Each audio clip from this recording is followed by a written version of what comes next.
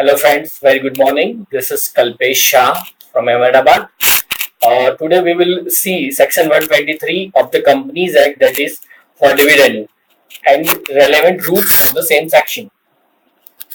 Before going ahead, we will see a quote for our inspiration. The quote is, "Just when the caterpillar thought her life was over, she began to fly." That means we should never quit. Here we start our walk. Section 123, Declaration of Dividend. This section says from which profit we can declare dividend, from which amount we can declare dividend. So it says no dividend shall be declared or paid by a company for any financial year except. That means out of this below 4 we can declare dividend. The first is out of the profit of the company for that year arrived at after providing for depreciation as per schedule 2. That means, for an example, today is 30th of April and 30th of April 2017 and we want 17 and we want to declare dividend for the year ending 31st March 2017.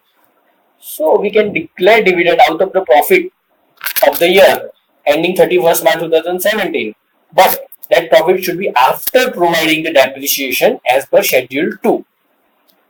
This is the first source from which we can declare dividend. The second source is the profit of the previous year or previous years, accumulated profit. It reads like that, out of the profit of the company for any previous financial year or years arrived at after providing for depreciation and remaining undistributed.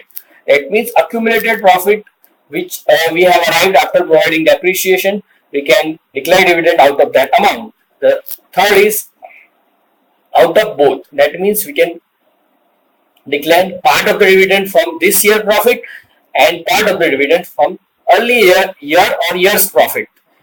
And the fourth is out of money provided by the central government or a state government for the payment of dividend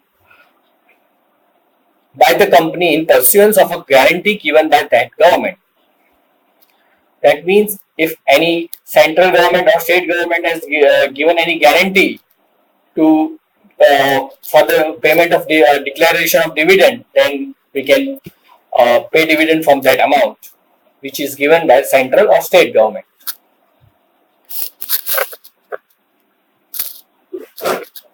The next proviso says that proviso means it is exception to the section subsection. That means section 123 subsection 1, but there is an exception to that subsection which is provided that a company may, before the declaration of any dividend in any financial year, transfer such percentage of its profit for that financial year as it may consider appropriate to the reserves of the company. It means company does not have any compulsion to transfer any amount of profit to the reserves. It can declare dividend without transferring any amount of reserve. It is sole discretion of the company whether to transfer any amount of profit to reserves or not to transfer.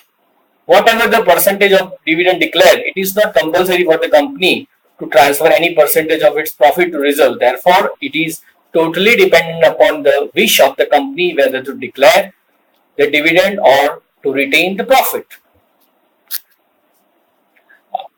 Next is subsection 2. Subsection 2 says, for the purpose of subsection 1, depreciation shall be provided in accordance with the provisions of schedule 2. That means we can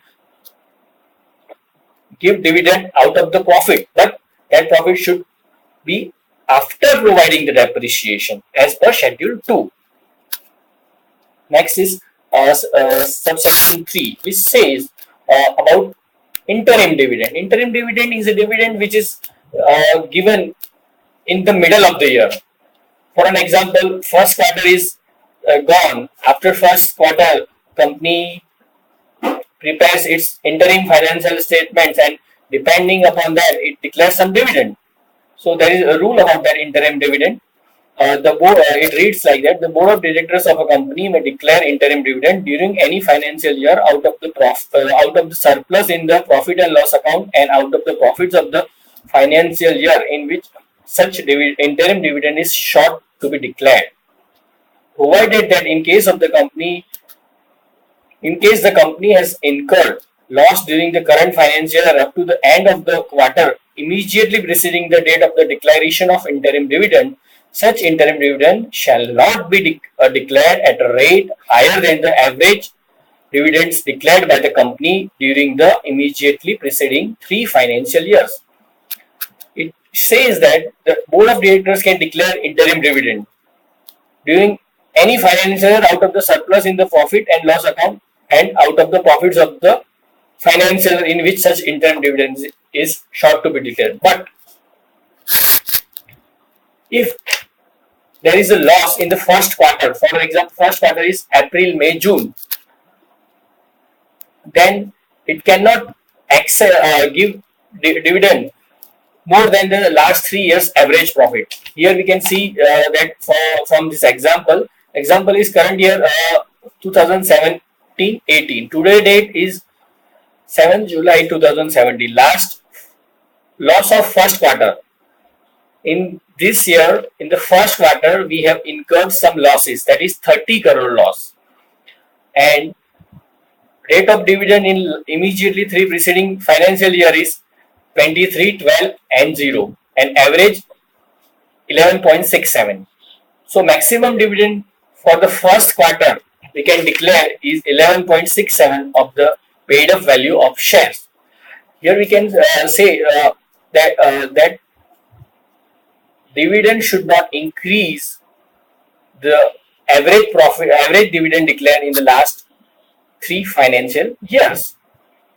But this situation arises when? Only when in the preceding quarter or the preceding period of that financial year we have incurred some losses.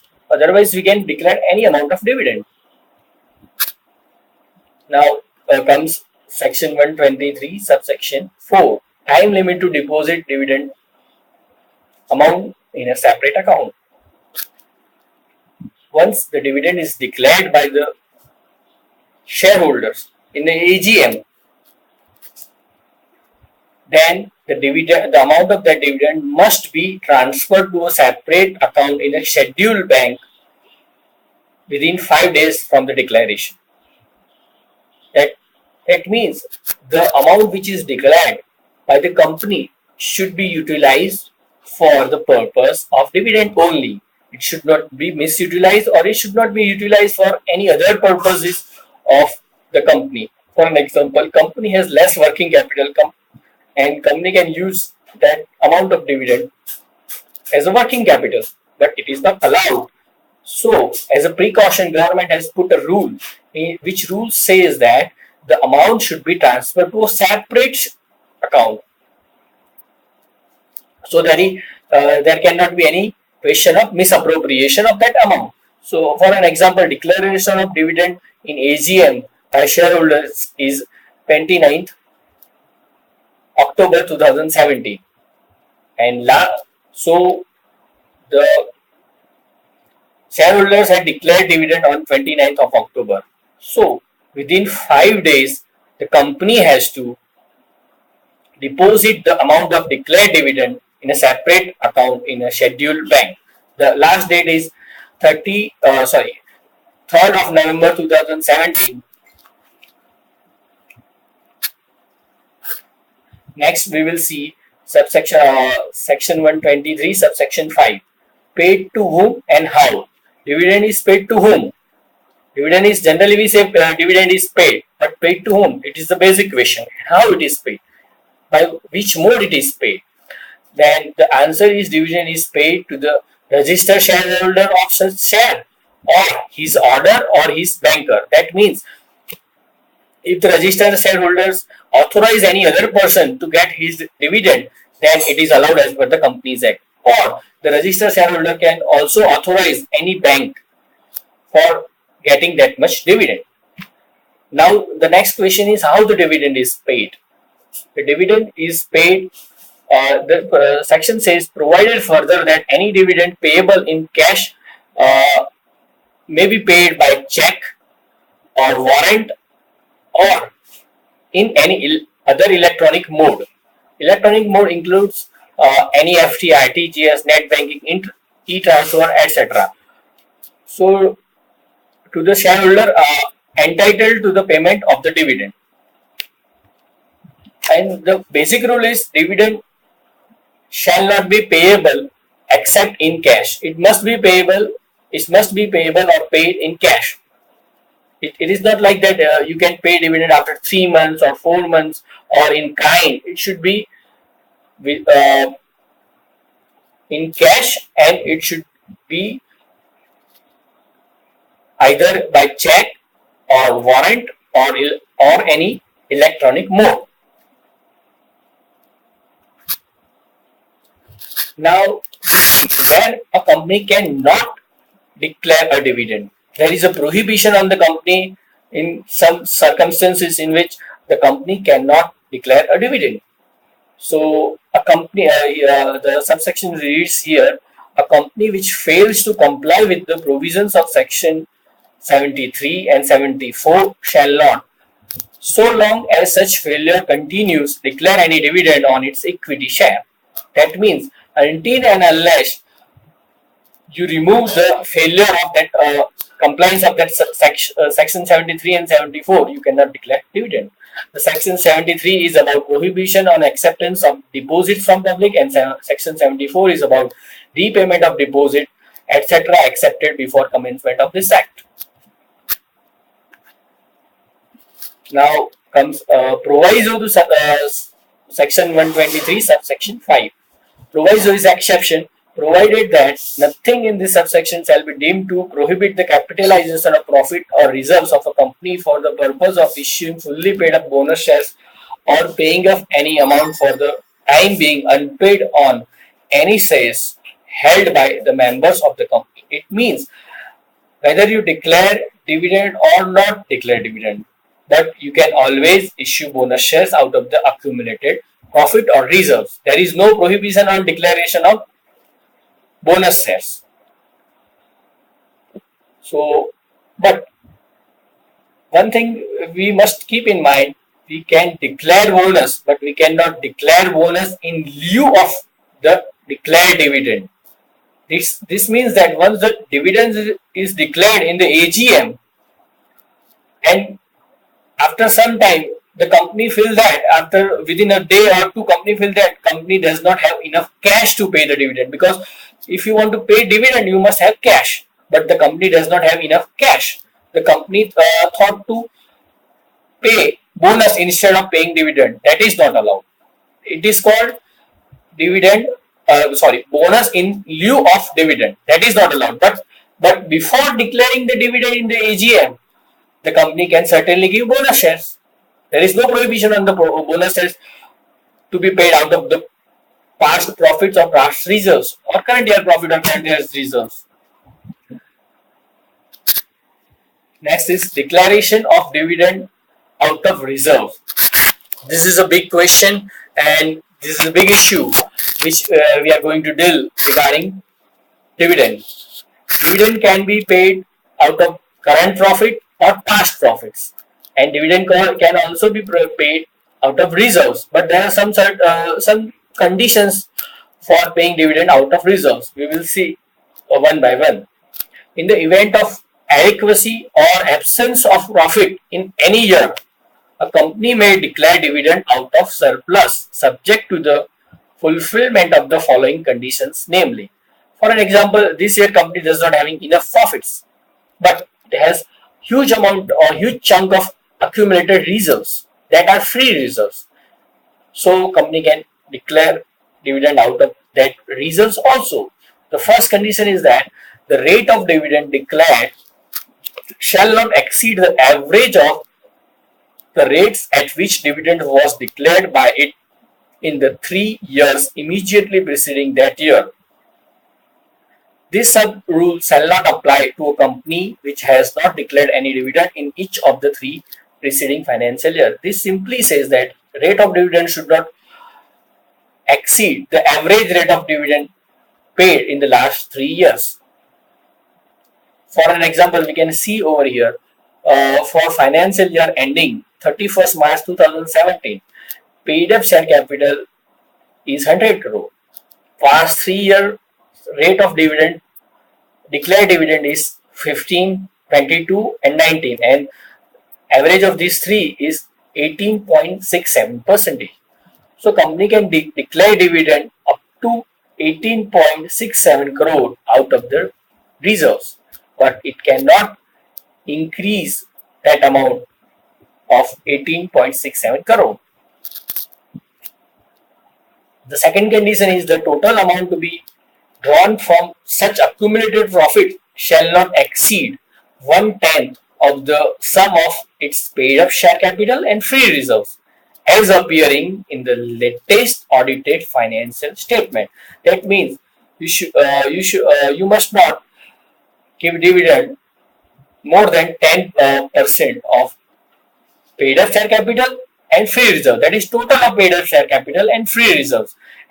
But a simple question arises in someone's mind that paid up share capital and free reserves of which date? The date of the paid up share capital and free reserves should be taken off appearing in the latest audited financial statement. This is illustrated in an example. Details of 31st March 2016 as per audited balance sheet. Paid up share capital is 100 crore, free reserves is 300 crore. So total it makes 400 crore. So amount allowed to be withdrawn from reserves is 40 crore. That is 10% of paid up capital plus free reserves. Paid up capital is 100 crore, free reserves is 300 crore. The total is 400 crore. Out of this 400 crore, we can pay dividend up to 10%. That is 10% of paid up capital and free reserves. The third condition is the amount so drawn shall first be utilized to set off the losses incurred in the financial year in which dividend is declared before any dividend in respect of equity share is declared. That means if we are taking some amount from reserves, then we first set up the losses of this current year for giving the dividend. Next, and the fourth condition is the balance of reserves after such withdrawals shall not fall below 15% of its paid up share capital as appearing in the latest audited financial statement. That means once we have taken the amount from the free reserves, the amount of reserve should not be less than 15% of paid up capital. This also we can understand by an examples. For reserves are 300 crore, we paid dividend 18.67 crore, so balance in reserves is 281.33 crore. That means 281.33 crore as we have calculated as per the earlier condition. So paid up capital is 100 crore. So 15% of paid up capital is 15 crore. And the remaining reserves after taking amount for declaring dividend, remaining reserves is 281.33, which is more than 15% of paid up capital. That means it is more than 15 crore. Obviously 281 is more than 15. So we can certainly give dividend of 18.67 crore.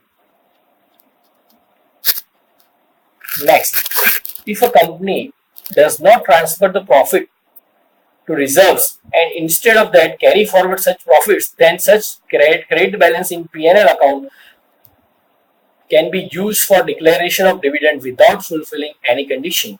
Such use of profit does not tantamount to withdrawal of profits from reserve. That means sometimes we transfer the profit to reserve. Sometimes we do not transfer the profit to the reserve. That means we simply carry forward the P&L credit balance in the balance sheet under the head reserves and surplus. We do not transfer it to the reserves, but it is added in the P&L account, P&L credit balance.